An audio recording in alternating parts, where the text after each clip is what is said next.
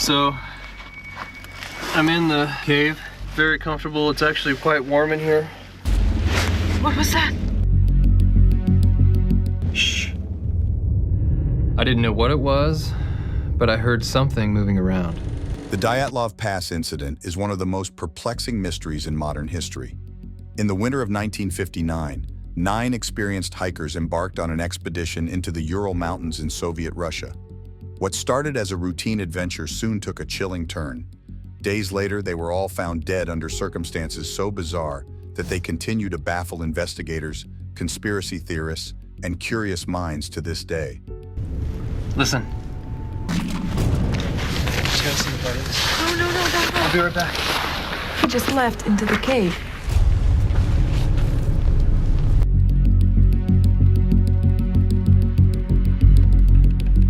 The hikers' tent was slashed open from the inside, as if they had fled in a panic. Some were barefoot, others partially clothed despite the freezing temperatures. And then there were the strange injuries, skulls fractured, ribs broken, yet with no external wounds that could explain such force. What happened to these hikers? Was it an avalanche, a military experiment gone wrong, or something even more sinister? I was all alone then.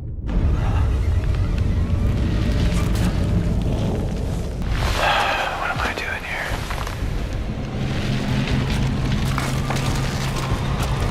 At the time, the Soviet government conducted an investigation, which quickly concluded that the hikers had died due to a compelling natural force. But this vague explanation only fueled further speculation. How could nature alone be responsible for such strange and terrifying events? Over 6 decades later, the mystery remains unsolved, and theories range from the plausible to the outlandish. But before we dive into these theories, let's look at the facts of what transpired during those fateful days in February 1959. Led by Igor Dyatlov, the group of hikers set out on their journey with the intent to reach the summit of Mount Otorten. All 9 of them were experienced in cold weather expeditions, making what happened next even more puzzling. When the group failed to return on schedule, a search party was dispatched. What they found was nothing short of horrifying. The tent was discovered first. It had been cut open from the inside, suggesting the hikers had urgently fled into the snow, abandoning all their gear. Even stranger, the footprints leading away from the tent indicated that some of them were barefoot or wearing only socks, an unthinkable decision given the freezing temperatures that night. As searchers ventured further, they began to find the bodies.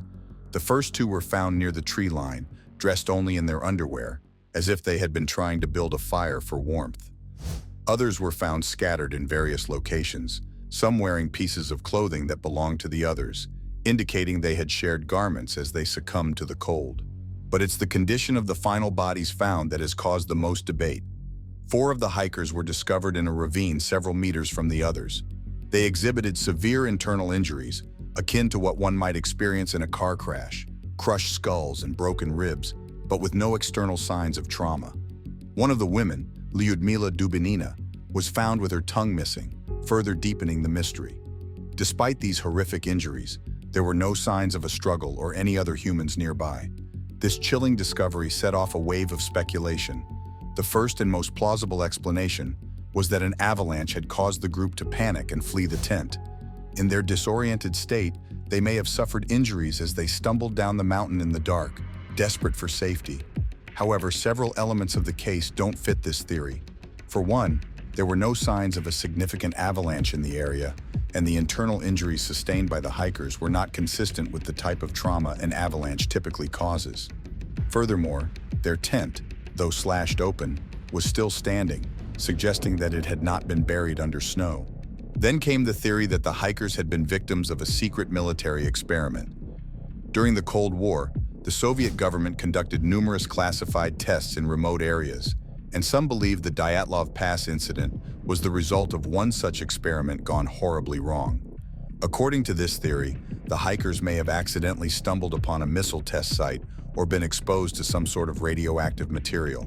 Indeed, traces of radiation were found on some of the victims' clothing, lending some credence to this idea. But even this theory has its holes. If a military experiment were responsible, why would the government leave the bodies to be discovered? Surely a cover-up would have been more effective.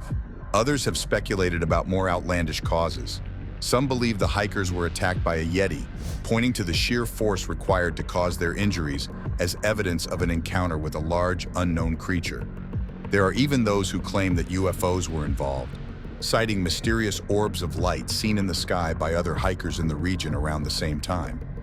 However, these theories, while intriguing, are widely considered to be the product of overactive imaginations rather than serious investigations. A lesser-known but increasingly popular theory suggests that the hikers may have suffered from infrasound, a type of low-frequency sound wave that can cause feelings of panic, dread, and physical discomfort in humans. Produced by natural phenomena like wind passing over mountains, infrasound could have triggered a state of irrational fear among the group, causing them to flee the tent in a disoriented and panicked state. This might explain why they left their shelter and ran out into the freezing night with little or no clothing. But again, the severity of the injuries remains difficult to explain. In recent years, a new explanation has emerged, one rooted in a better understanding of the terrain. Some experts believe the group may have been the victim of a rare type of avalanche called a slab avalanche. In such cases, a large, cohesive block of snow breaks off and slides down the mountain, crushing anything in its path. This could explain the severe internal injuries without the usual signs of trauma on the surface. While this theory has gained some traction, it still doesn't fully account for all the bizarre details such as the missing tongue or the radiation found on the clothing. Despite the countless investigations, documentaries, and books written on the subject, no one has been able to conclusively determine what happened to the Dyatlov group. The Russian government reopened the case in 2019, and in 2020, they officially concluded that an avalanche was the cause of death.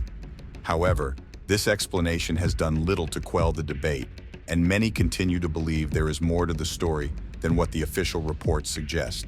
There's also the matter of the behavior of the search team and investigators.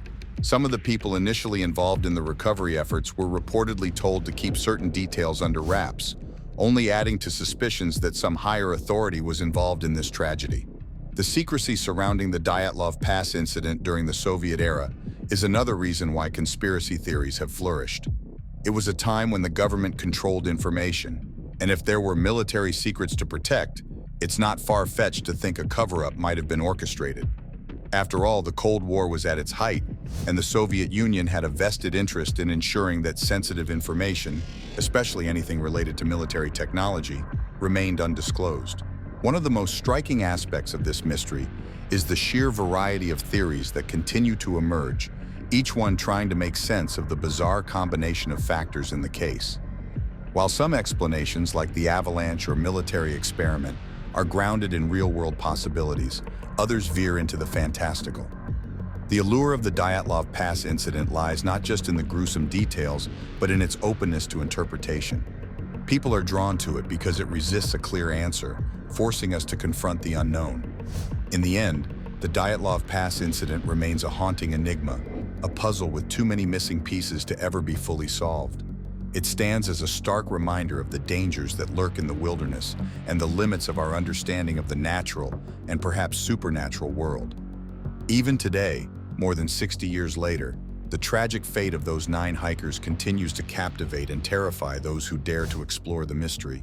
As we uncover these eerie details, the questions only grow more chilling. What drove the hikers to abandon their only shelter? How did some sustain such brutal injuries, while others simply froze to death? And why, after all this time, are we no closer to the truth? One thing is certain: the Dyatlov Pass incident is a mystery that will continue to haunt us for generations to come. If you found this story as unsettling as we did, be sure to hit the like button and subscribe for more deep dives into the world's most enduring mysteries. What do you think happened to the Dyatlov group? Let us know in the comments below.